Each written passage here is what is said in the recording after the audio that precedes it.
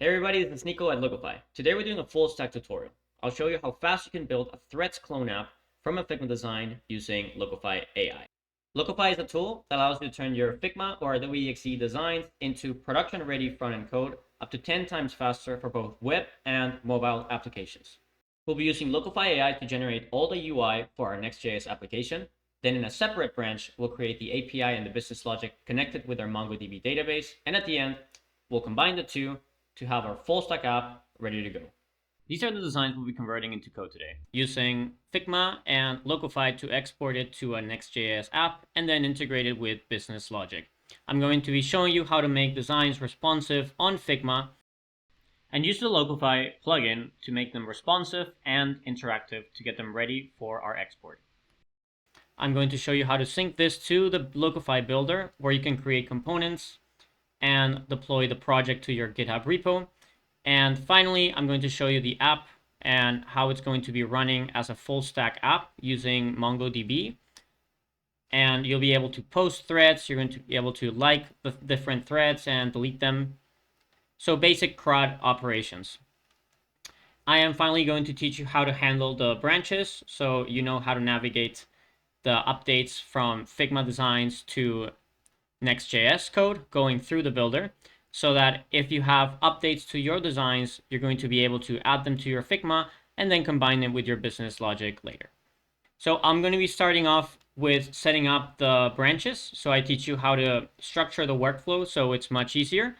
And then I'm going to show you how to configure Figma to export things with Locofy and push them into Next.js to later combine the UI and the business logic. To set up the application, I'll do a yarn create next app, and I'll call it threads clone.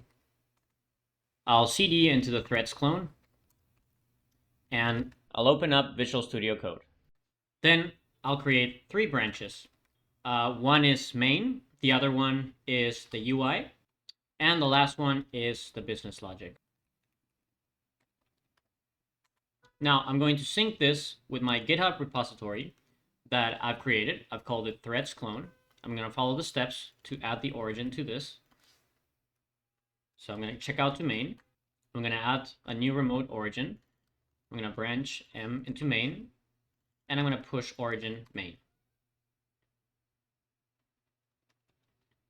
Now I'm going to refresh this.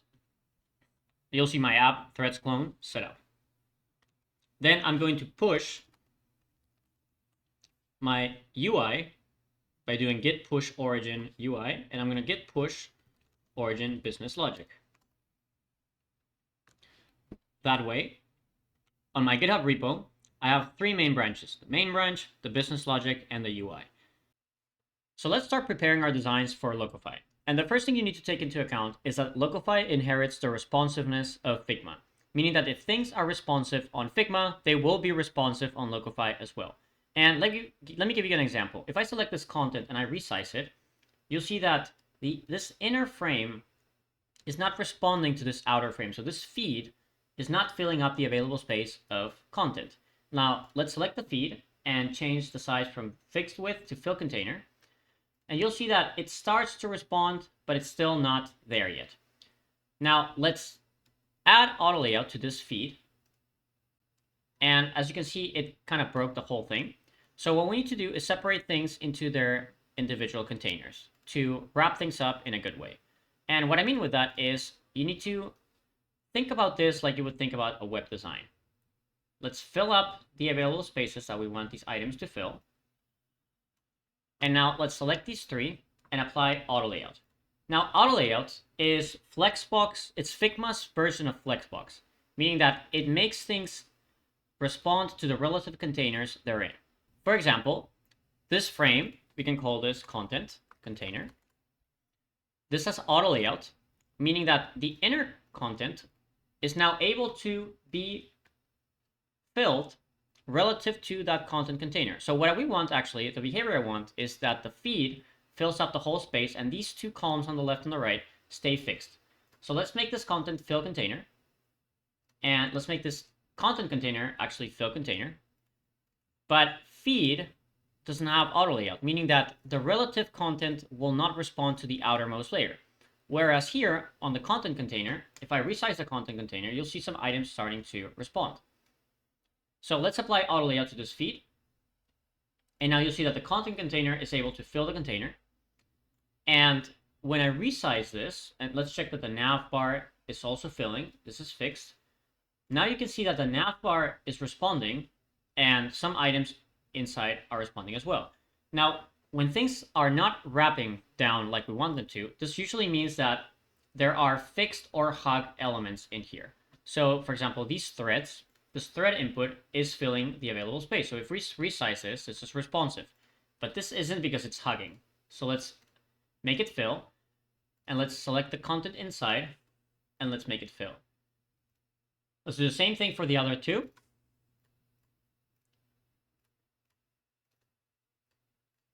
And now, as you can see, if I resize this middle container, the content is responding, which is what we want. Now let's try to resize the outermost container, and you'll see that the content is starting to respond. And this is great because this is the behavior we want when we deploy. Now let's see what Locofy previews out of these designs, these responsive Figma designs. And we haven't even touched any of the features of Locofy yet. Let's just preview this. Now, as you can see, the behavior is pretty much the same. Locofy is inheriting the responsiveness of Figma, and this is actually real running code. All of this has generated code for us automatically, and Locofy is doing its best to generate the code based on the names we give to the Figma layers. So most likely the class names, and you'll see this on the builder when we export, the class names and the styling is going to be based off the names that we give it here on the Figma layer structuring. So now let's start optimizing our designs even more to get the best out of Locofy and Figma. Now the design optimizer makes sure you follow design best practices on Figma so that Locofy can inherit these designs appropriately. And it's asking us to, let's fix the design structure, which seems to be completed, because these are actually pretty structured designs. Like, they have auto layout, they're mostly responsive, but a lot of the times they're not. So let's see what it's suggesting us to do. So set up responsiveness of the logo. Let's view the fix options, and let's see what it's suggesting us to do. Let's put it on dark theme. So space between. So it's suggesting us a behavior here, and we actually don't want this. Let's do fill container, and we actually don't want this either. So the Locofy design optimizer is meant to give you suggestions on how you can structure this in order to work better. So space between, it takes it to the left. We don't want that. And take it to the right. We don't want that either. So let's confirm the fixed. And let's see what else it has. Oh, this is the logo, is the same. So let's ignore them. And define layout on different screen sizes. So we're going to actually do this manually. But for example, for the nav, maybe there's a behavior that we want different here on the desktop. So we can change the layout structure when it reaches a certain breakpoint. But for the time being, we don't need this. So we're actually going to do this on the edit styling and layout manually. But this design optimizer is the first thing we did when we started adding auto layout to things so that they respond. That's what the design optimizer is for. The next thing we're going to do is tagging our layers. Now, tagging is the way of Locofy of assigning the components that we're actually going to export to the code to be identified. For example, Locofy doesn't know which things are buttons, which things are images, which things are interactive elements. And that's where tagging comes in. We are going to select the auto tag feature so that it recognizes content automatically and it helps us tag things the right way. For example, here, let's view in Figma. It's asking us to tag the main content container as a main HTML tag. So we're going to select accept, and I'm going to click done. Then the header. Our nav is our header, which is it's exactly what it is. This threads logo, and we can view it on Figma here, is actually an image. So it's asking us to tag it as an image. This threads h2, let's view on Figma, and we can accept this. It is an h2, so that's great. And we're going to keep doing this for the rest of the items. This logo is an image. This hamburger, let's view it on Figma. Let's tag it as an image. this middle thing is a section, so I'm going to accept. This avatar is an image. And this also helps that when we export this to the builder, which is Locofy's environment to export code, we're going to see all of these things as we've tagged them. So the images will be tagged as images. The buttons will be tagged as buttons. So for example, this threads.net seems like a link. Now you don't have to tag everything.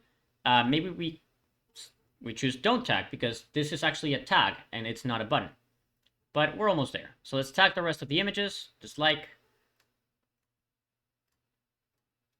And all of our content has been tagged for the container, meaning that when we export this, the code generated will say, this is an image. This is also an image. This is also an image. Or this is a button. So tagging is very important because it gives Locofy a way of identifying what Figma elements are actually interactive elements. Now the third thing we're doing is editing the styling and layout based on the breakpoints. Now one thing I want to do is, I'll show you here on the preview, when it reaches a certain breakpoint, let's say 1200. Let's say when it reaches 1200, I actually want these two columns to disappear.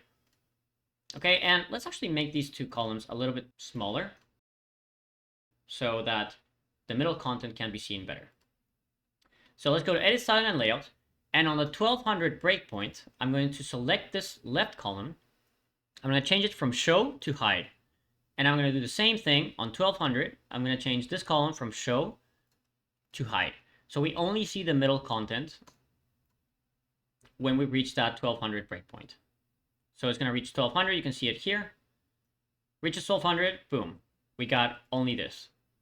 Great. Now I want to give this some paddings on the left and the right when it reaches the 1200 breakpoint. So let's do 48 on the left, 48 on the right when it reaches 1200. Let's preview. All right, so that's looking much better. So the next thing I want to do is, if you see we have an input here and there's nothing interactive about it. So I'm going to go back and tag it as an input. So I'm going to select this layer. I'm going to tag as a layer and tag basic tags input. I'm going to click none for selecting a UI library. If you see, we have many options for the UI libraries. I'm going to click done. And if you see, it gives you an interactive preview, but it's too small. So I'm going to preview the whole thing. And if I type here, it works. Now, this is not exactly what we want. First, we don't want this outline. And second, when we type, we want the text to be white. And we can actually do that on styling and layout. So let's select that and go to styling and layout.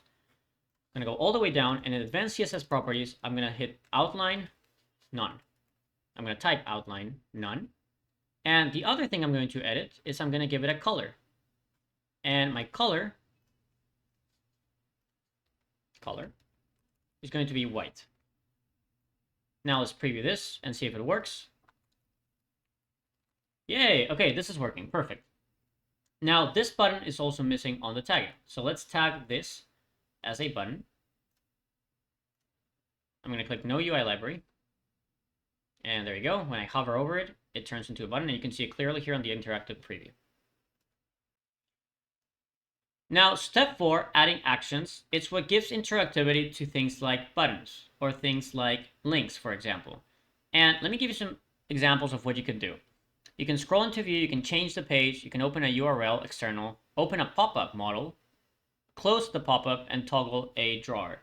Now, our app doesn't have any of the following, but if I give you an example here, I create a frame, I call it modal test, and I tag this. First, I gotta tag this as a modal. And then if I give any of my buttons, like for example this one, an action to toggle or open pop-up, I can pick the pop-up here, and if I preview this and I click this, our modal is there. Now that's just an example, and I'm actually going to remove this action from here.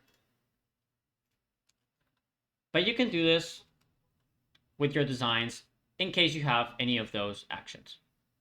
Okay, now I'm satisfied with my designs. Let's preview them one more time. and check that the responsiveness is what you're pretty happy with this responsiveness. All right, it responds all the way to mobile. Maybe on mobile, you want to remove that padding. So on 420, let's remove this, change this to 12.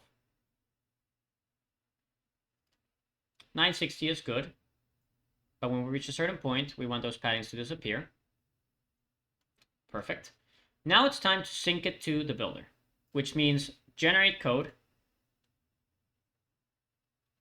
And you can pick either sync this as a screen or a page or a single component. I'm going to pick this as a screen or a page. As you can see, our code is ready to go, and we can view code in Builder. Now, the Builder is Locofy's environment to configuring code, pushing to GitHub, publishing your generated code, reorganizing your file structures to push to your projects, and a couple more things. As you can see here, if I sync export deploy on the top right, I can sync individual components, and I'll teach you how to create components. It can help you sync your entire project. You can export components directly to your computer or export the entire project to your computer. And finally, deploy options like Netlify, Vercel, and GitHub pages. And as you can see, I'll show you the code later. It shows you a preview of your designs, and it looks the same as it was on the Locofy plugin preview. And this is how the website will actually look like in production. So if I directly publish this to GitHub, it'll actually look like this. And we're actually going to do that right now. But before, let me show you a bit of the code that it's generating. Now, this content, if you click each individual item, it'll actually show you which component you're referring to here. So if I click the nav, and if you click inside elements, it'll also tell you where in the content structure, in the layer panel, there are. And as you can see, this has inherited the naming conventions that you added on Figma. So this is pretty much the same. This structure is pretty much the same what you're getting here. And Locofy is recognizing that. And you can see the code generated down here. And as you can see, it's a lot of code, and it's all contained in one page. And I'll teach you how to create components to make this code more modular and higher quality. But first, let's push this to GitHub, and let's sync the project. So after clicking push to GitHub, it gives you the option to create a new repository or pick an existing repository. Now remember that we've already created a repository, and let's look for it. So threads, we call it threads clone. I have other versions there. And we're going to pick an existing branch, and we're going to pick the UI branch that we created at the start. So I'm going to confirm the repo and branch. And Locofy is actually going to give you a diff between your remote and the current changes that you're pushing. Now, as you can see, there's a couple of conflicts. So let's actually hit resolve conflicts. And it has some conflicts on the gitignore, the next config, and a couple other files. But the important part of this screen is that you have the remote, which is the changes you have currently on GitHub. You got your Locofy changes, and they seem pretty similar because, well, Locofy creates files pretty similar to what you have on Next.js. But let's pick the GitHub changes for at least our gitignore and mark as resolved. Now, for the README, do we want the Locofy changes of the README or the GitHub changes? I'm going to pick the GitHub changes for now. And on the package.json, things are pretty similar as well. Just dependencies are the other way around on Locofy, but it's pretty much the same thing. I'm going to pick my GitHub changes, actually. I'm going to mark as result. And here on app.js, app.js, I'm going to pick Locofy changes because this is UI that I want applied to my app. Then index.js, you see here that the remote has the Nextjs default, and here is our content from Locofy. So I'm going to pick accept Locofy changes and mark as result. Finally, when you fix all of the conflicts, I'm going to complete the merge and push, which is going to push all our changes to our GitHub UI branch. Now our changes are pushed to our GitHub repo. That means our UI branch on the remote has been updated with the Locofy changes. Now let's go to our code and pull those changes. Now I'm on VS Code, so I'm going to do git fetch. And as you can see, it brought the UI branch down. So I'm going to do git checkout UI.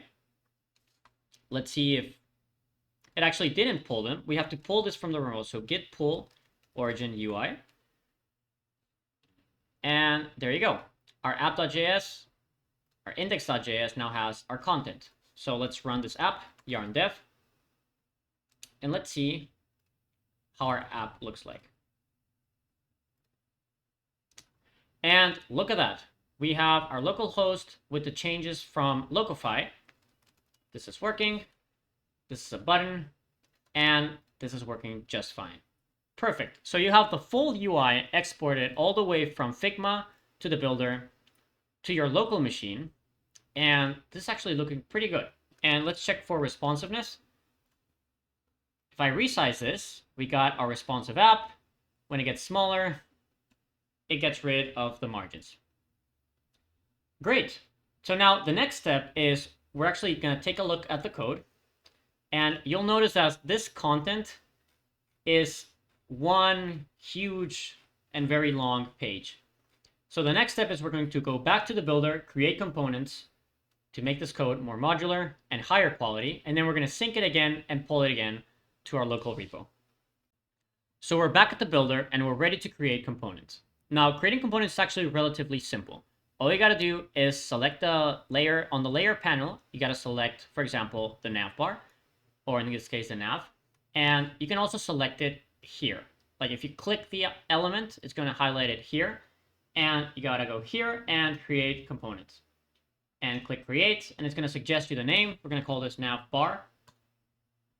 And there you have it. You've created a nav component. So if I go to the content and open up the code, you'll see that now on our code, there is a nav bar. Not only that, but on the file structure, it's created a components folder and it has our nav bar there. If you want to keep this structured, you can also go to components and create a new folder, call this nav bar, and then select the two and drag and drop it there. So this way you can actually structure the way you want your components exported. So this is, for me, it's much more modular and puts things in order rather than having all of your components listed under components. I'd rather create a folder and put the files, the JS and the CSS file inside the navbar folder. So let's do that for a couple more things. For example, this left panel, I would like to call this user info. Yeah, that's perfect.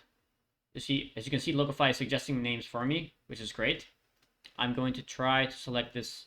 Okay, this is info. Let's call this trending topics, and create that as a component. Let's call this, well, feed. Feed is perfect. Let's call this thread input. That's exactly what I want. And these are 3 threads. So let's turn these into components too. So let's create a component for thread. So let's select it on our layer panel. And here where it says make component, let's click create and let's call it thread and hit create.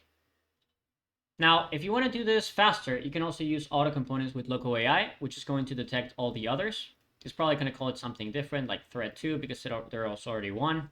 But as you can see, it's suggesting us a lot of value and styling props and conditional rendering.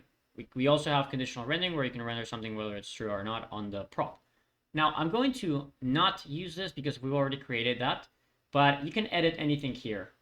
Like theme colors, call this a thread content, for example. But we're going to ignore this for the time being. Now, because we've already created one, we can go to the second one, and when we click create, it's going to suggest another one because it's detected one, or it's going to suggest that the same, choose existing. So I'm going to click choose existing, go to the next thread, create, and choose existing. Okay, now I'm going to go to the first one, and I'm going to modify these props. So it's automatically recognized some value props, for example, avatar. I've been exploring ways of, which is this, and value prop of likes. So let me modify this. I've been exploring ways of setting. This is the thread content. This, you can also click in here, and you can click add props. I'm going to add a value prop called username, which is going to add it to the main component. And I'm going to click this, which is add prop. This is time spent. since publish. I'm going to save. And I think that's enough props for what we need. We got this avatar. Oh, it's the picture. Let's call this author image. Let's save this. And I think we're done adding props. And this automatically applies to the rest of them. So if I click the rest of them, you'll see that it's inherited all the props because they're the same component. Now we're ready to sync this with our project. And if you see here, I'm going to show you how the code that's been generated. This is much more structured code. And this is kind of what you would do if you were a developer. And it's also created all the different files for each component. Now, I actually want to restructure the folders as well. And as you can see, it's called these thread2, which is not what we want. We want these files to be called thread. So I'm going to modify this. You can also modify the files to whatever you want. And I'm going to click components and I'll create a new folder called, let's call it feed. And on the feed, you can actually drag and drop the feed and the thread. It's inside of the feed. So I'm going to move them on and they're the same category. Trending topics is outside of the feed. User info is outside of the feed. Thread input is inside of the feed. So I'm going to move that in there. And let's create another folder. And wait, no, not inside the feed, but inside of the components. Let's create a new folder. Let's call this user info call. And inside of user info column, let's grab and drop that, the user info call. And let's do another folder inside of the components. Call it trending. And let's grab the trending topics and just drag and drop it into this trending folder. And now we have a better component structure based on what we want. Okay, and this should automatically apply to this. As you can see, the imports have changed automatically. And now we're ready to sync this with our GitHub. So to sync, all we do is go up here, sync export and sync project. And it's automatically recognize our repository and our branch. You see branch UI, threads clone. And as you can see, there's no conflicts because we haven't modified anything on local or on Figma. So let's push this to GitHub. Now that it's pushed to GitHub, to our threads clone, to our UI branch, we can go back to the code. And all we got to do is git pull origin UI to our UI branch. And there you have it. Now you have our modular code with our components. And I'm going to hit Control and click to navigate. And you got your thread input. You got all your threads with your props. And now that this code is higher quality, we are ready to integrate it with our business logic. Now to integrate the business logic, we're actually going to do it in an isolated branch. So I'm going to git checkout business logic. I'm going to do yarn dev. And you'll see that it has our standard Next.js. So there's no UI on this branch. And I'm going to build the API on this branch, and then I'm going to merge it with the other code. The reason I'm doing this is because you usually want to keep things as isolated as possible on projects. And this is one approach I've found that works very well with the Locofy workflow. So isolate your business logic, which sometimes developers will create on a separate end, and then integrate it with your UI. So that's what we're going to do. So the first thing we're going to do before setting up the code is to set up the MongoDB database. We're going to go into MongoDB, we're going to register, and then we are going to use this URI in order to connect to our database, as well as use the Visual Studio Code extension of MongoDB to integrate with our database. So you're going to go to mongodb.com, hit start for free. I'm going to sign up with Google. And we're going to click build a new application for our goal. What type of app? We can just say other, threads, preferred language, JavaScript. Going to finish. And we're going to pick the free M0 version, provider AWS. I'm going to click create. And there you go. We're going to create a username called threads. our password's going to be threads123. And I'm going to delete this when I deploy it, so nobody can use my free database. I'm going to connect from my local environment, and I'm going to add my current IP address. So I'm just going to finish and close because it says that we've already added my IP address. So no. And now we have this overview, and we're going to click connect. We're going to click MongoDB for VS Code, and it's going to give you a connection string. So I'm going to copy this, and I'm going to close this. Then I'm going to open up Visual Studio Code in our project and go to extensions and look up MongoDB. It's called MongoDB for VS Code. I'm going to click install in WSL. Now, if you're a new user, you're going to see this, no connections found. We're going to add a connection. We're going to connect with connection string and paste what we copied on the string from the MongoDB connection settings. And remember, we added a password called threads123, so we're going to replace that there, and it should connect to our database. So our database is ready, it's set up, and we're ready to integrate it with our code. Now, the first step is adding Mongoose. So I'm going to add yarn add Mongoose. And Mongoose is a library to connect with MongoDB and manipulate with queries, and as well as set up the whole app to work with your database. So with MongoDB added, we're going to add it to our file structure. So I'm going to actually create a new folder called DB. Inside our DB folder, I'm going to create a models collection, a models folder, sorry. And inside of DB, I'm also going to create a connect to db.js file where we're going to, well, connect to our database. So to add Mongoose, it's actually pretty simple. You just need to import Mongoose from Mongoose. And then we're going to create this function, async function called connectDB, where we're going to do a try catch. And if the mongoose.connection.ready state equals 0, which means it's not connected, we're going to await mongoose.connect the process.env.mongodb URI, which we're about to set up on the .env.local of Next.js. And if it's connected, it's going to say DB connected. Then we're going to handle the error. In case there's an error, we're going to parse the error or connecting to DB. And finally, we're going to export default connect DB. So that's your MongoDB's connection with Mongoose. Then we're going to create a thread model, meaning that we actually want to structure our thread content, which is what we have on the app, a certain way. And for that, we're going to set up a schema.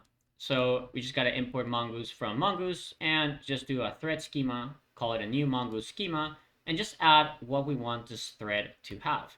Now, we got the content to be required, of course, and we want it to be a type string. We want a timestamp to know when this content was added so we can filter it when we render it. We want to know the number of likes it has by all the users, and we want to know what user it is. And we're going to default to Nico at Locofy just because, well, I'm Nico and it's pretty simple to just to avoid issues. And then we're going to do a const thread and mongoose.models.thread. If it exists, then use that thread model. If not, use the model thread that we created here using the thread schema. And finally, let's export that thread model so we can create and edit and update those threads without there being any issues for type safety. Finally, let's actually create the API. So I'm going to go to Pages, API, and here I'm going to create actually a new folder called Threads. And in this folder, I'm going to create two files. One is index.js, where we're going to handle the gets and the posts, and an id.js, where we're going to handle the puts, so the updates of the individual threads. So now to set up our get and our post requests to get all the threads and post a new thread, we got to do a couple of things. One is import that thread model from our DB models thread. Then we got to import the connectDB from MongoDB Connect, and then we got to connect to the database when we reach this threads route. Now we're going to export default async function handler, and here we're going to handle this method that we send. Either it's a get or it's a post, and we're gonna just do a checker here to just check that we reached the route and with what method. Then we're gonna add a switch statement with the method, and in case we get a get request, we're gonna try and we're gonna do a call to that threads collection, and we're gonna find all the elements that in that connection. That's what find with no specific params means. And then we're gonna respond with a status of 200, and we're gonna return a JSON response with a success of true and our data with the threads that we get from the database. And then we're gonna handle the error with a 400 status and a JSON success false. Then we're gonna break, and then if we have a post, if the method is a post, then we're gonna try and we're gonna use that thread.create with a request.body with the body of whatever we send, and it should have the same structure as that thread that we created on this model over here. So when we create a new thread, it should have content, and it will have a date, which will be automatically created. It will have a default likes, and it will have either a default user or whatever user we send to it. So moving back, then we're gonna handle that error. We're gonna break, and the default is that if we don't send anything to it, it should return a JSON response with a success of false. And then we're gonna break. So that's pretty much how this works, and let's test this on Postman. Now, before testing on Postman, we actually have to create .env.local and add the string with the updated passwords, so threads 123, and we're going to add this MongoDB _URI in order for that to work. Now we're going to open up Postman, and we're going to do a simple get request to localhost 3000 API/threads. We're going to send it, and as you see, the success is true, but there's no data. So now let's check our app to see if it's getting that get request. So it got to the route with method get, the DB is connected. And it got to the route with the method get. This is the last one. So this is the previous run. Okay. So let's do a post request to API threads. And now here we have to send raw JSON with content, and we can add another property called username. And let's say Nico from local. So let's send, success true, the data from the content, and let's check our requests. Got to the route with method post, meaning our thread got most likely created. So let's go back to our get request, and let's say no data, API threads to get all the threads. And as you can see, latest thread from Postman, user Nico at Locofy. And I messed up because I added a username instead of a user. So let's go back to our post. Let's add a raw request, and let's say user Nico from localhost. Let's post. Let's say Nico from localhost from another host. So success, and then we do a get request, API threads, none, send, and there they are, all of our posts, all of our threads. Awesome. So now we have to connect this with our application. Now I want to do one more thing, which is configure the updates. So say we want to update this thread at this ID, we can do so by saying threads and copying this threads ID. And when we send a post request with the JSON, we can send a new content and update that ID. But we got to set that up on our app, and we're going to do that right now. So now let's create the threads ID to target the ID of an individual thread and either update or delete it. To do that, all we got to do is a couple of things. First, import the thread and the connectDB from MongoDB and connect to the database. Then create an export default async function handler, which will handle the method that we sent and the query ID. This is the ID of the thread that we're going to be sending in from the client. Then we're going to create a switch method, just like we did before, and we're going to initialize it with a get. And on that get request, if the method is a get, that means we are trying to get a thread by ID. If there is no thread, we're just going to respond with a success of false. And if we find one, then we're gonna respond with 200 and a success of true and the data as the thread that we found. If there's an error to this try, we're gonna respond with another success false. We're gonna break then, and if the method of the switch is a put, then we're gonna try, and this means we're gonna be updating a thread, and there's a method find by ID and update on the thread collection, and we're gonna update by ID, and we're gonna update it with the request.body. And if true, we're gonna say if it's new, we're gonna say true, and we're gonna run some validators as true. Then if there's no thread, we're gonna respond with a 400 and a success is false. And if everything goes well, then we're gonna do a success, and we're gonna respond with the thread data that we just updated. And if not, we're gonna respond with a 400 JSON success false.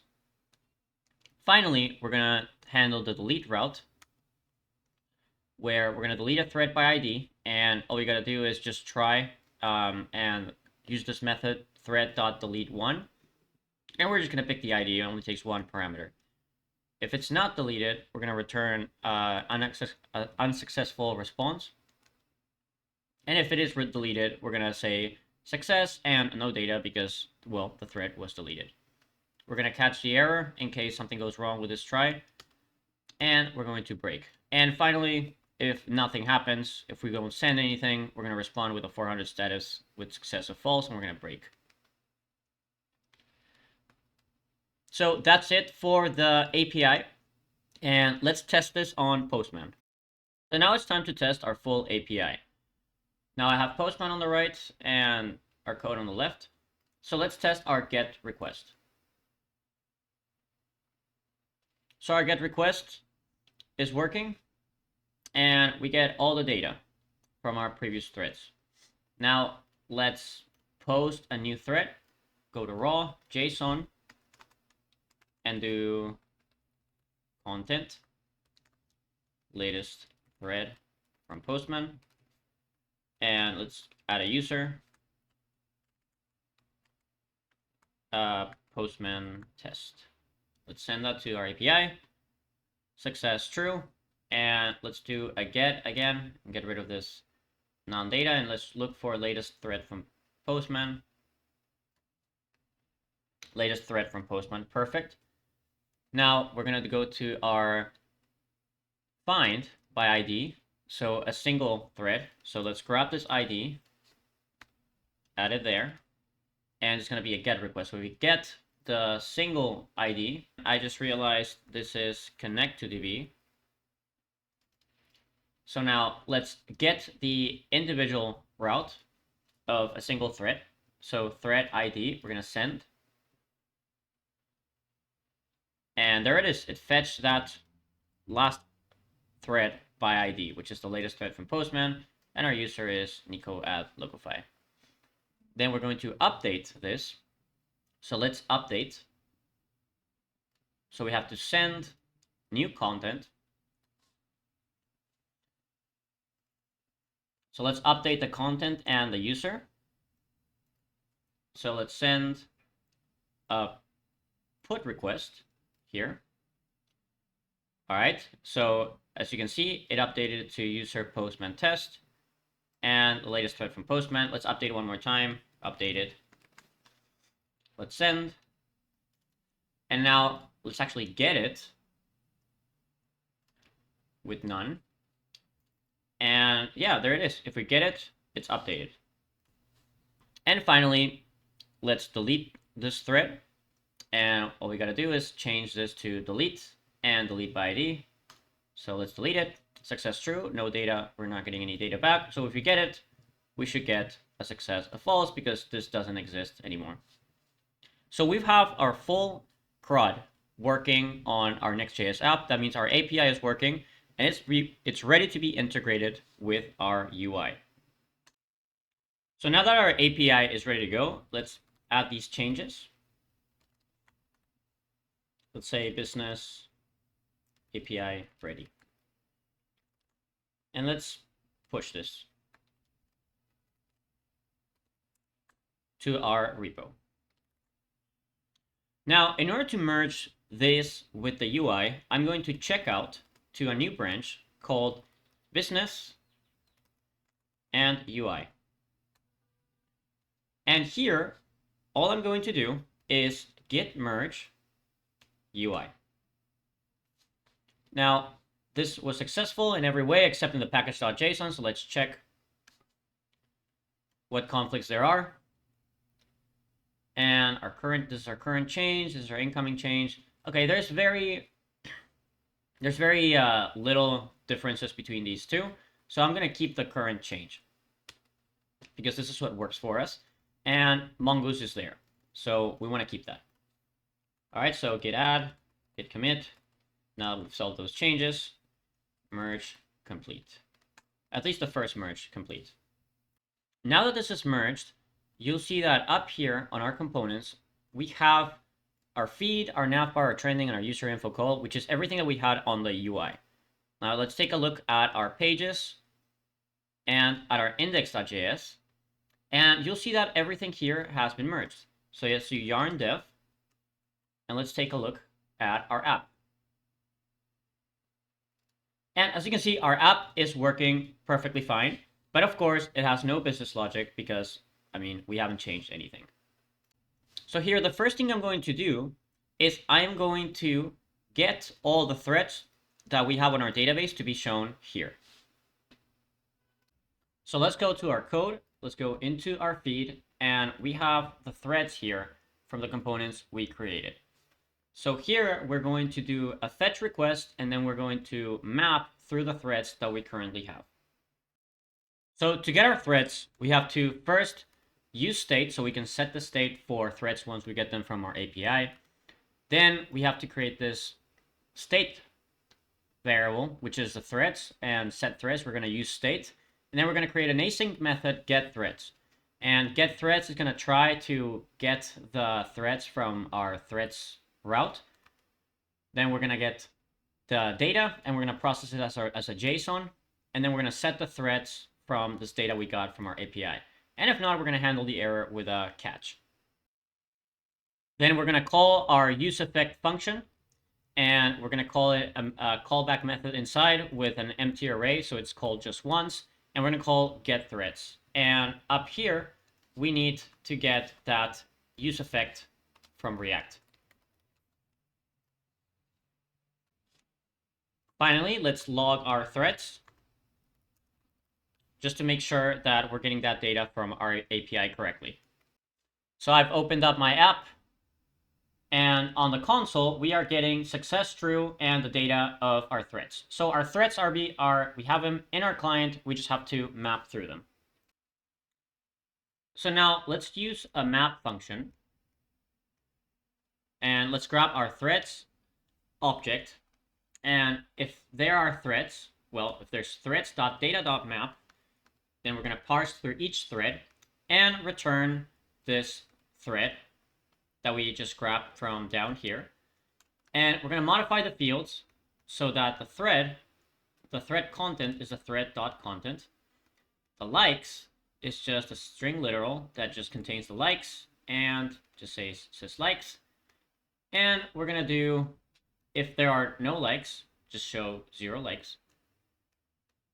And then the username is just going to be the thread.user, and the time spent since published, we're just going to do thread.time for the time being. So the thread.timestamp. Now let's take a look at our code, to our project. And as you can see, here are all of our threads. Great, so we're getting the threads from the API backend. And let's delete the rest of the threads so we only get the threads from our database. And there you go. We got our app getting our threads. Now let's configure posting a new thread. So now to start posting, we need to go into this thread input. And I'm going to pass the get threads property to the thread input. So when we submit from inside of the thread input, we can get all the threads after it. So it refreshes the threads that we already have on the database. So let's go into the thread input.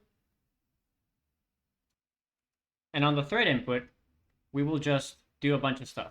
We will first import useState from React, and then we're going to set a property called input, or a state variable called input, which we're going to useState, and we're going to set to an empty string.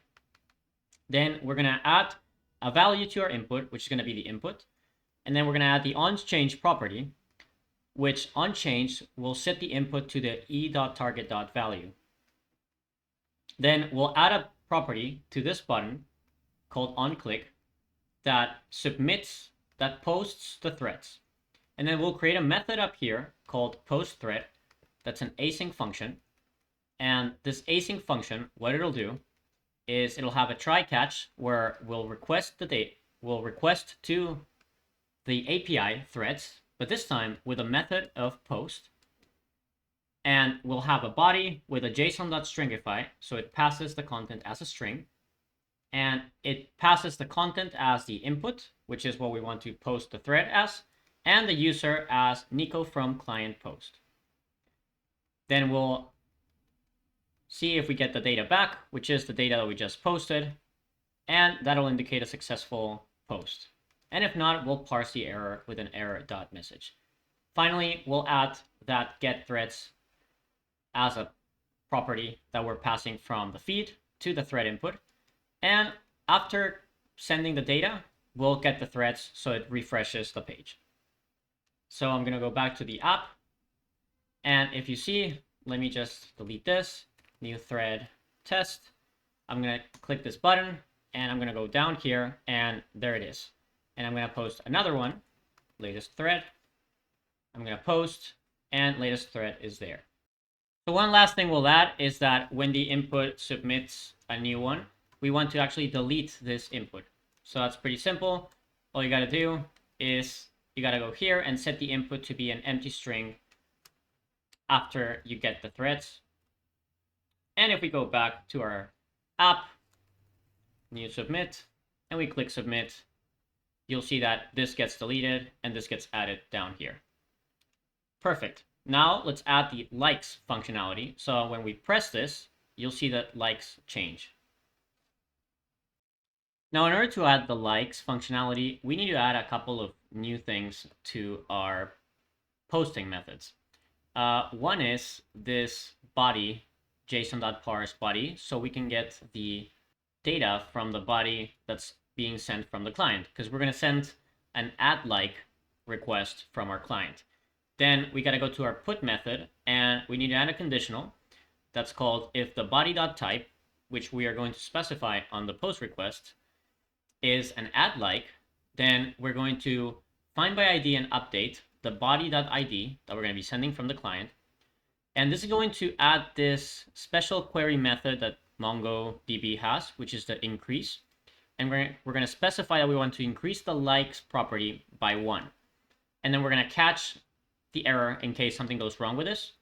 And finally, we're going to return the response.status with the success and the updated thread. Then we're going to wrap this other method we have for just common updates in an else statement. And that's how we're going to handle the likes. Now, on our client, we're going to go to the thread itself, which is the thread component, which is this, where we're going to handle the likes by pressing this icon. So I'm going to go back to the code, and the first thing we're going to do is we're going to create an onClick that's called add like, which is this like SVG. And then we're going to go up here, and we're going to add a function called add like. And here we're just going to print adding like, and this is going to be an async function. We're going to try to send a request to API threads ID to target the specific ID of that thread, which we're going to send later on.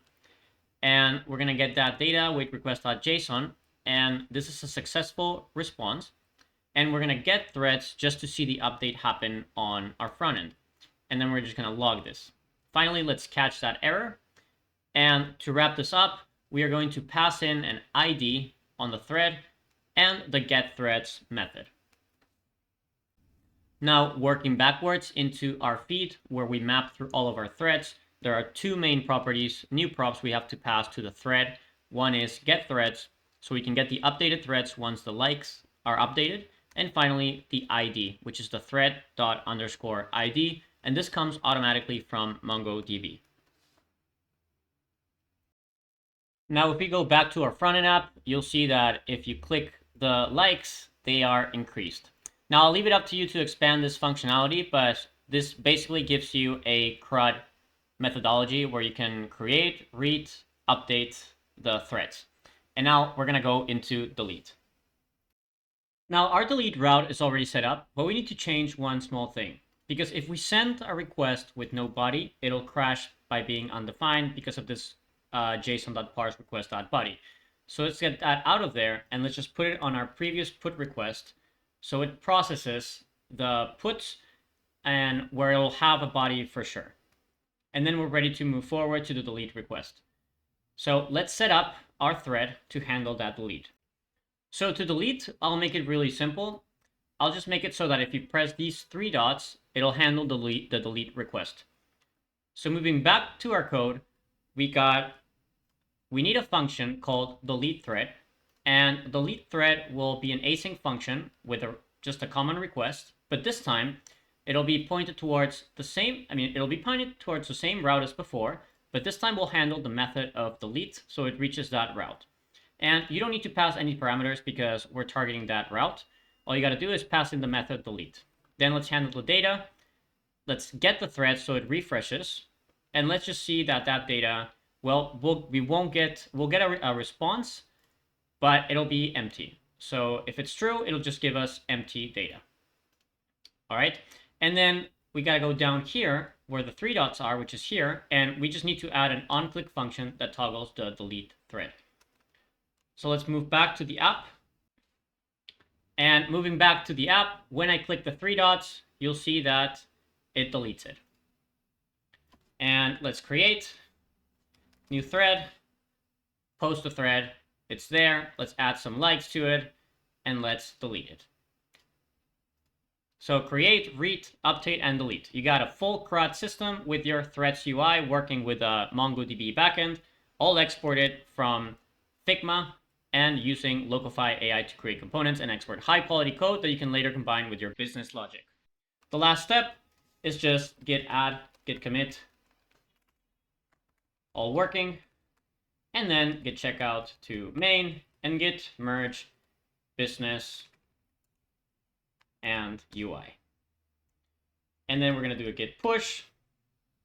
And after the merge, we got our main branch with everything working. Our app is responsive. Our threads are working. And our full app is done. So now that our app is working, let's say we want to make some updates to our UI and combine them with our already implemented business logic. To do this, let's go back. And as you can see, let's say our designers have added a couple of more items to our thread, like the comments, the repost, and the send. Now I'm going to show you how to handle the UI integration for this, and you can go ahead and expand on the business logic. Now, the first thing I like to do is I like to preview the updates. Let's say our designers just added this yesterday. So we're seeing the updates now. And okay, so let's approve that the designs are looking good. And it's only the thread that we want to update, so nothing else. So the first thing I'm going to do is select the content and sync to the builder. I'm going to select the screen or page and start the sync. Now we're going to open up the builder.